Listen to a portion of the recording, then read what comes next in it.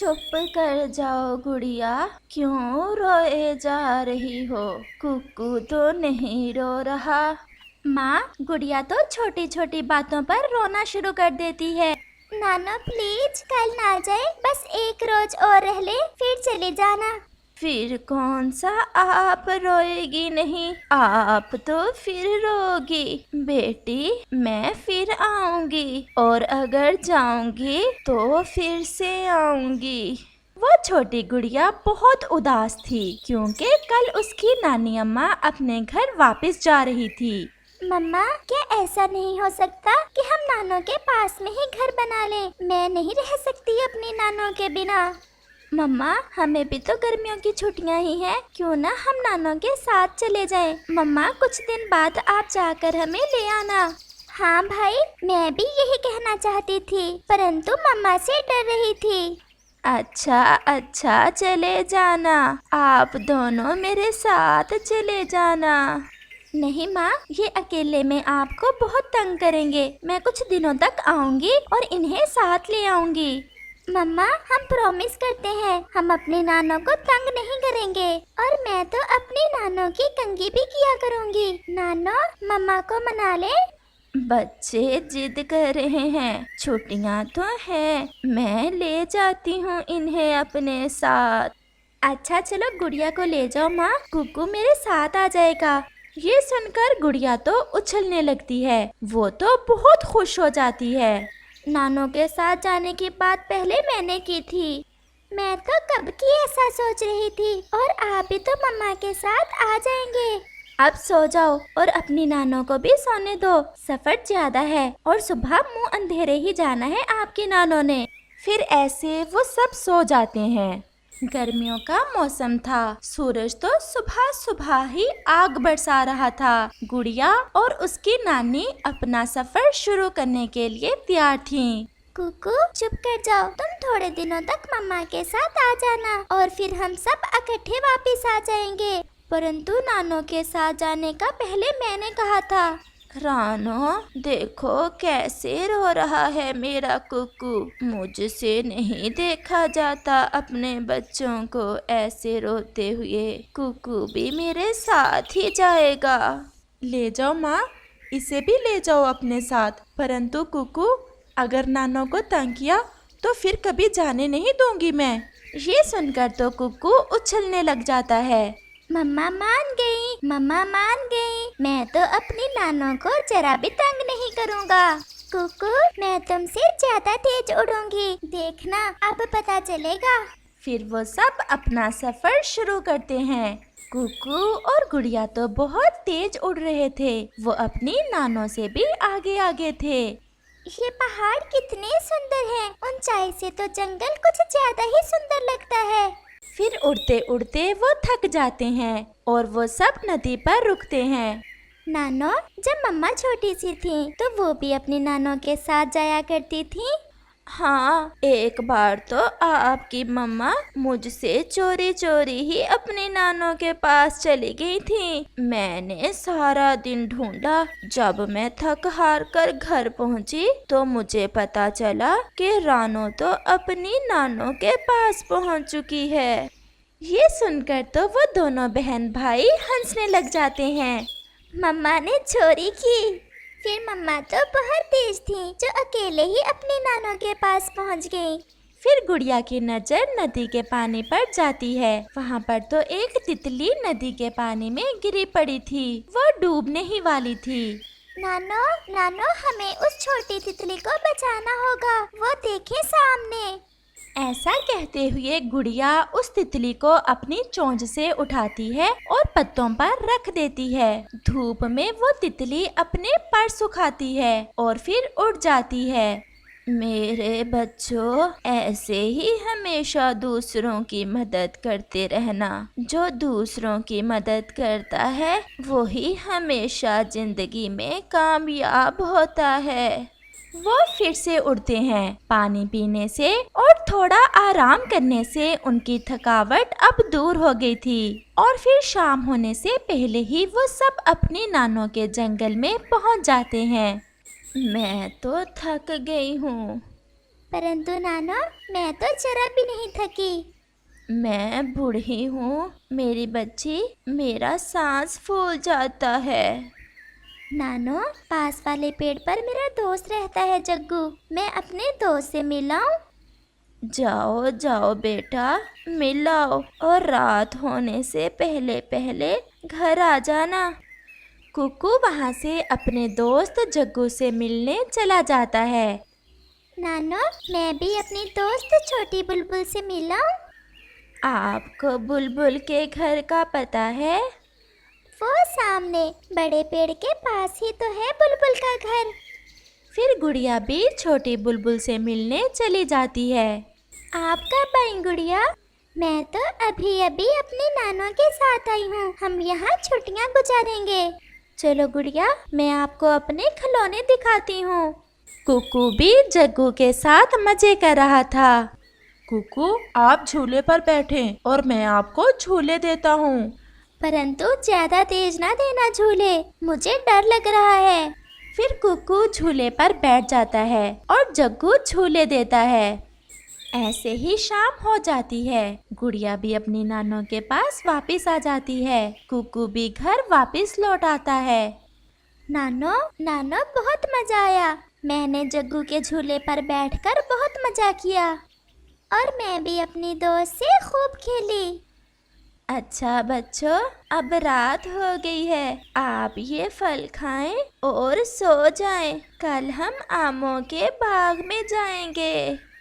नानो क्या हमारे आम पक गए हैं? आम भी पके हुए हैं और खजूरें भी। मैं तो बड़ी वाली खजूर से खजूरें खाऊंगा। अच्छा अच्छा, अब सो जाएं। नानो हमें अभी नींद नहीं आ रही। आसमान पर गहरे बादल छा जाते हैं। बादल तो ऐसे थे कि आसमान पर कोई सितारा ना दिख रहा था। बादल जोर से गरजता है और तेज बारिश शुरू हो जाती है। नानो नानो बाहर बहुत तेज बारिश हो रही है। हमारा घर सुरक्षित है बेटी, और बारिश की तो इन दिनों बहुत ज़रूरत है। गर्मी का जोर टूट जाएगा और मौसम ठंडा हो जाएगा। नानो ऐसी बारिश में कहानी सुनने का बहुत मज़ा आता है, आप हमें कोई कहानी सुनाए। नानो सुनाए ना कोई कहानी, हमें तो अभी नींद नहीं आ रही। अच्छा अच्छा, सुनाती हूँ, मैं आपको अपनी ही कहानी सुनाती हूँ। जब आप छोटी थी? हाँ, जब मैं आपके जैसे छोटी गुड़िया थी। नानो आप भी हमारे जैसी हुआ करती थी? तो और क्या, मैं शुरू से ही ऐसी ही थी।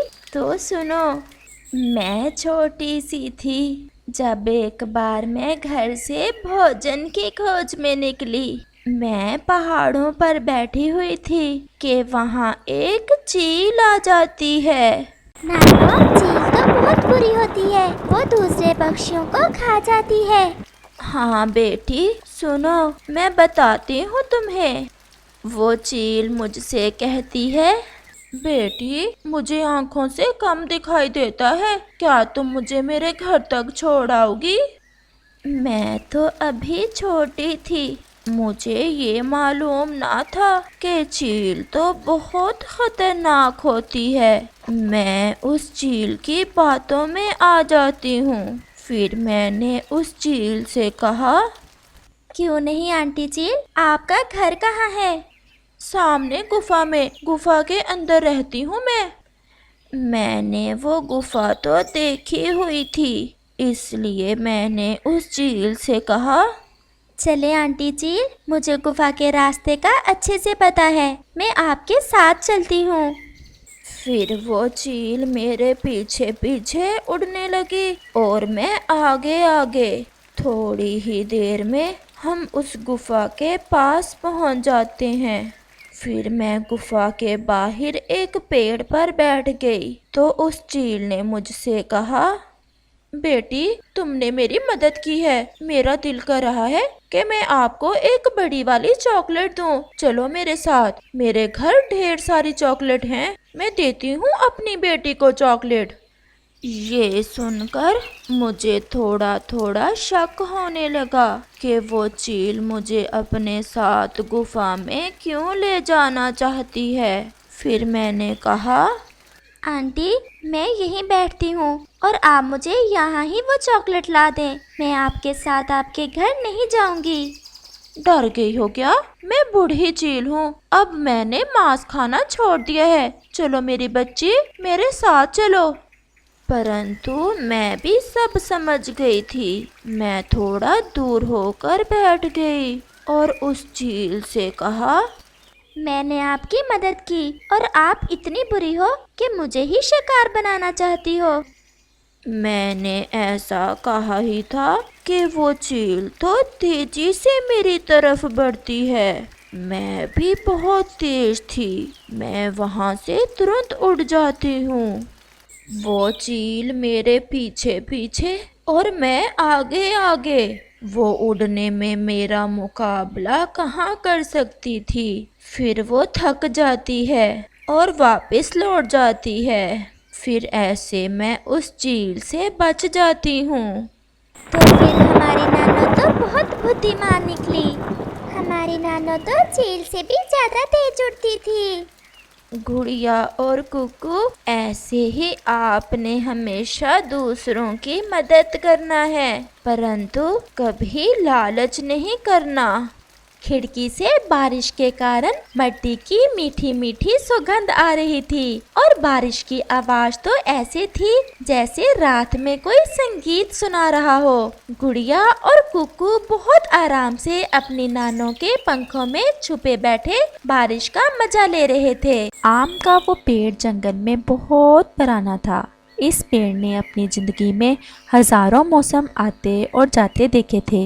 वो बहुत सुंदर पेड़ था। उसके आम बहुत ज्यादा मीठे और स्वादिष्ट थे और जंगल के सारे पक्षी इस आम के पेड़ के अच्छे दोस्त थे, क्योंकि वो आम का पेड़ इन पक्षियों को मीठे मीठे आम देता। रानो चिड़िया भी हर रोज उस आम के पेड़ से मिलने आया करती। बड़े आम के पेड़, आप कब से यहाँ हो? मैं छोटी सी थी जब से आपको यहाँ देख रही हूँ। छोटी चिड़िया, मैं बहुत समय से इधर हूँ। जैसे आज तुम यहाँ मेरे ऊपर बैठी हो, ऐसे ही तुम्हारे मामा पापा और फिर तुम्हारे दादा मुझ पर बैठा करते थे। और मुझे अच्छे से याद है कि यही बात तुम्हारी मम्मा भी मुझसे पूछा करती थी। बड़े पेड़, आप बहुत अच्छे हो। कालू कौवा पास में ही बैठा रानो चिड़िया और पेड़ की बातें सुन रहा था। कौवे को ये बिल्कुल भी अच्छा ना लगता कि कोई दूसरा इस पेड़ के आम खाए। वो यही सोचता रहता कि अगर इस पेड़ के आम वो अकेला ही खाए तो कभी आम खत्म ना हो। और फिर रानो चिड़िया वहाँ से चली जाती है और बुलबुल आम खाने आ जाती है। क्या काम है बुलबुल? कुछ नहीं, बस आम खाने को मन कर रहा था, इसलिए आई हूँ। जाओ, भाग जाओ यहाँ से। आम थोड़े ही रह गए हैं, वो मैंने अपने लिए रखे हुए हैं। खाने दो कव्वे इस कमजोर बुलबुल को भी आम। और फिर कौवा खामोश हो जाता है और कौवा वहाँ से चला जाता है। अब मुझे कुछ न कुछ ऐसा करना होगा कि इस पेड़ के मीठे मीठे आम सिर्फ मैं ही खाऊं। मुझे अब इस पेड़ को इन पक्षियों के खिलाफ करना होगा। और कौवा फिर से पेड़ की तरफ जाता है। बड़े पेड़, क्या आपको ऐसा नहीं लगता कि जितने मीठे मीठे आम आप सब पक्षियों को खिलाते हो, इसके बदले में कोई पक्षी भी आपकी सेवा नहीं करता? कव्वे, मेरी जड़ें बहुत गहरी हैं और मुझे पानी मिल जाता है। भला मुझे और क्या चाहिए? इसके अलावा भी तो बहुत कुछ है। ये देखो, आप कैसे पक्षियों ने आपके पत्तों पर पोटी की हुई है। जरा भी ख्याल नहीं करते पक्षी आपकी सफाई का। कव्वे भोले पक्षी हैं, इन्हें क्या पता? भोले नहीं हैं, मैं सब जानता हूँ। कोई और पेड़ इन्हें ऐसा कभी भी नहीं करने देता। भोले तो आप हो। अभी कल ही मैंने देखा तोता बैठा था अमरूद के पेड़ पर। जब इसे पोटी आई तो बोला, मैं आम के पेड़ पर जाता हूँ, लेकिन अब बहुत हो गया, अब मैं ये सब ज्यादा नहीं देख सकता। और फिर ऐसे कहते हुए कौवा पेड़ के पत्ते साफ करने लगता है। कव्वे, तुम तो बहुत अच्छे हो। कितना ख्याल है तुम्हें मेरा। आज से तुम मेरे पक्के दोस्त हो। पक्का? पक्का। तो फिर मेरी एक बात भी मानो। आप किसी पक्षी को अपना फल ना खाने देना। मैं करूँगा आपका ख्याल और मैं ही खाऊंगा आपके मीठे मीठे आम। और फिर ऐसे वो आम का बड़ा पेड़ कालू कौवे की बातों में आ जाता है। बड़े पेड़, अब मुझे जाना होगा, शाम हो गई है, मैं कल सुबह आऊंगा। और फिर ऐसा कहते हुए कालू कौवा वहाँ से चला जाता है। दूसरे रोज तोता सुबह सवेरे ही आम खाने आ जाता है। भागो यहाँ से तोते, मैं अब किसी पक्षी को अपने आम नहीं खाने दूंगा। अगर ना गए तो मैं इतनी जोर से खुद को हिलाऊंगा कि तुम नीचे गिर जाओगे। लेकिन क्या हुआ बड़े पेड़, मैंने क्या किया है? बस तुम जाओ यहाँ से। और तोता वहाँ से चला जाता है। और फिर रानो चिड़िया वहाँ आ जाती है। कैसे हो बड़े पेड़? मैं ठीक हूँ, लेकिन मेरे आम खाने की कोशिश ना करना। मैंने बहुत कर ली तुम सब पक्षियों की सेवा, अब और नहीं होती मुझसे। देखो कैसे गंदे किए हुए हैं मेरे पत्ते तुम पक्षियों ने। लेकिन ये सब अचानक से क्या हुआ आपको? आप तो बहुत अच्छे हो, पहले तो कभी भी आपने ऐसी बातें नहीं की। अगर हम यहाँ नहीं आएंगे तो आप किसे दिखाओगे अपनी सुंदरता, और कौन खाएगा आपका फल? हम पक्षी आपके लिए आकर गाते हैं, मीठी मीठी बातें करते हैं, इसलिए आपके फल ज्यादा मीठे हैं। मेरे लिए कौवा ही बहुत है, बस वो है मेरा दोस्त, और उसने मेरे पत्ते भी साफ किए थे कल। तुम्हें तो कभी मेरा ख्याल ही नहीं आया। तो ये सब कौवे की चाल है, इसी ने किया है आपको हमारे खिलाफ। अब तुम यहाँ से जा सकती हो। और फिर रानो चिड़िया नाराज होकर वहाँ से चली जाती। और फिर वो बड़ा पेड़ किसी भी पक्षी को अपने आम खाने ना देता, और कौवा मजे करता और उस बड़े पेड़ के मीठे मीठे आम खुद ही खाता रहता। आम के बड़े पेड़ को पता नहीं क्या हो गया है। मैं कल गया था आम खाने, लेकिन बड़े पेड़ ने तो मेरी बहुत बेइज्जती की। मेरे साथ भी ऐसा ही किया है बड़े पेड़ ने, लेकिन शायद बड़े पेड़ को पता नहीं कि कालू कितना बड़ा लालची है। कालू तब तक ही इससे बातें करेगा और उसकी परिभाषा करेगा जब तक उस पेड़ पर आम है। जैसे ही आम खत्म होंगे कौवा बात भी नहीं पूछेगा बड़े पेड़ की। हाँ, फिर ही इस बड़े पेड़ को पता चलेगा कि उसने हमारे साथ कितना गलत किया। वैसे ये कालू कौवा भी कभी सुधर नहीं सकता। हम उसके बारे में हमेशा अच्छा सोचते हैं और वो हमारे साथ हमेशा गलत ही करता है। ऐसे ही दिन और रात गुजरते गए और फिर एक दिन आ ही गया जब उस बड़े पेड़ पर सिर्फ एक ही आम बचा था। कालू कौवा वो आम खा लेता है और फिर आम के बड़े पेड़ से मीठी मीठी बातें करता है। कौवे, तुम्हारे कहने पर भगा तो दिया मैंने सब पक्षियों को, लेकिन अब ऐसा ना हो कि मेरे आम खत्म हो गए और तुम मेरी बात ही ना पूछो। नहीं दोस्त, मैं रोज आकर आपसे बातें किया करूँगा और जंगल की कहानियाँ सुनाया करूँगा। और फिर कालू कौवा वहाँ से चला जाता है। अब तो भोजन कहीं और से ढूंढना होगा। मीठे मीठे आम तो हो गए खत्म, क्यों ना मैं जंगल के दूसरी तरफ चला जाऊं। अब इधर क्या काम मेरा। और कालू कौवा जंगल की दूसरी तरफ चला जाता है। और फिर दूसरे रोज आम का बड़ा पेड़ बहुत उदास था। आज वो बहुत बेसब्री से कौवे का इंतजार कर रहा था, क्योंकि अकेले में उसका मन बहुत घबरा रहा था। दोपहर हो गई है, लेकिन कौवा नहीं आया अभी तक। अकेले रहना कितना मुश्किल है। अब मैं किससे बातें करूं? कोई भी तो नहीं है जो मुझे अपने संगीत सुनाए। ऐसे ही शाम हो जाती है, लेकिन इस पेड़ की तरफ कोई भी पक्षी नहीं जाता। आज पहले ही दिन उस बड़े पेड़ के पत्ते मुरझा गए थे और उसकी सुंदरता भी मान पड़ गई थी। और फिर एक दिन एक प्रवासी पक्षी गुजरते हुए इस पेड़ पर बैठ जाता है और वो बड़ा आम का पेड़ इस पक्षी को देखकर बहुत खुश हो जाता है। आप कहाँ जा रहे हो? बड़े पेड़, मैं अपनी बहन के पास आया हूँ इस जंगल में, लेकिन पहले तो सब पक्षी आपके ऊपर ही बैठा करते थे, अब कहाँ गए? अजनबी पक्षी, अगर तुम्हें कौवा मिले तो मेरा संदेश देना और कहना कि बड़ा पेड़ बहुत उदास है और उसके पत्ते भी सूख रहे हैं। अगर कुछ दिन मैं और अकेला रहा तो मैं मर जाऊंगा। आप अकेले क्यों होगे? क्या अब पक्षी आपके लिए संगीत नहीं गाते? नहीं, ये सब मेरे कारण ही हुआ है। आप बस मेरा संदेश दे देना कौवे को। और वो अजनबी पक्षी वहाँ से चला जाता है। थोड़ा दूर उसे कालू कौवा दिखाई देता है और वो पक्षी उसके पास बैठ जाता है। कौवे, बड़े आम का पेड़ कह रहा है कि मैं बहुत उदास हूँ और मेरे पत्ते भी सूख रहे हैं। अगर मैं कुछ दिन और ऐसे ही अकेला रहा तो मेरा जिंदा रहना बहुत मुश्किल है और वो तुम्हें बुला रहा है। अब इस सूखे पेड़ पर क्या पत्ते खाने जाना है मुझे? तुम उसे कहना कि कालू कह रहा है, मैंने भी तो जिंदा रहना है। अब वो मुझे मीठे मीठे आम नहीं दे सकता। जब आमों का मौसम आएगा तो फिर ही मिलेंगे। ऐसा कहते हुए कालू कौवा वहाँ से उड़ जाता है और वो पक्षी वापस आ जाता है और इस बड़े पेड़ को सारी बात बताता है। ये सुनकर वो बड़ा पेड़ और भी दुखी हो जाता है। वो पक्षी अपने सफर पर निकल जाता है। फिर एक दिन रानो चिड़िया उड़ते उड़ते इधर से गुजर रही थी। जैसे ही उसकी नजर इस बड़े पेड़ पर पड़ती है तो वो तुरंत वहाँ आती है। अरे बड़े पेड़, अब तो हम आपको गंदा भी नहीं करते और आपकी दोस्ती भी कौवे से है। बहुत मन लगा कर रखता होगा वो कौवा आपका, फिर क्यों आपके पत्ते सूख गए? मुझे तुम सब माफ कर दो। मैंने बहुत बड़ी गलती की जो कौवे की बातों में आकर तुम सबसे लड़ाई की। मुझे अब पता चला कि मेरी खूबसूरती तुम सब पक्षियों की वजह से ही थी। वो कौवा भी मुझे छोड़कर चला गया है। जब से मेरे मीठे मीठे आम खत्म हुए हैं, मैं मर जाऊंगा अगर कुछ दिन और अकेला रहा तो।